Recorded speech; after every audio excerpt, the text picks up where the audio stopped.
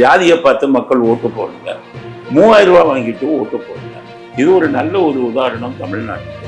முன்னாடி இவங்க எல்லாம் 3000 4000 கொடுத்தா ஓட்டு போட்டுக்கிட்டு இருந்தாங்க. ஏன்னா அப்ப மாற்று சக்தி. ஒரு பாட்டில் டாஸ்மாக் செய்யக்கூடியது செலவு 5 இருந்து 7 ரூபா தான். ஆனா மக்களுக்கு குடிமகன்களுக்கு எவ்வளவுக்கு விற்கிறாங்க? 170 ரூபாய். எதிர்பாராத மின்வெட்டு.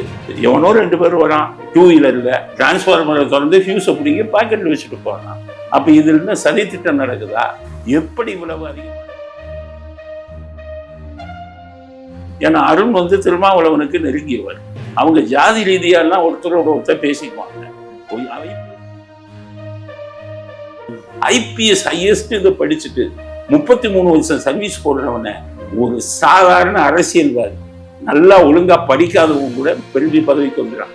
அவன் தூக்கி மாத்துறான்னா இது ஜனநாயகம்.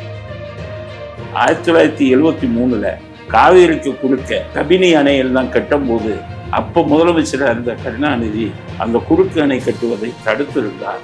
காவேரி ராகவா லாரன்ஸ் ஒரு தொண்டரா விஜய் கட்சியில சேரும். அப்ப அவர் தன்னை ஒரு தலைவராக உருவகப்படுத்தி இங்க சேரணும். நீங்க தலைவராக உங்களை உருவகப்படுத்துனீங்கன்னா நீங்க கட்சியா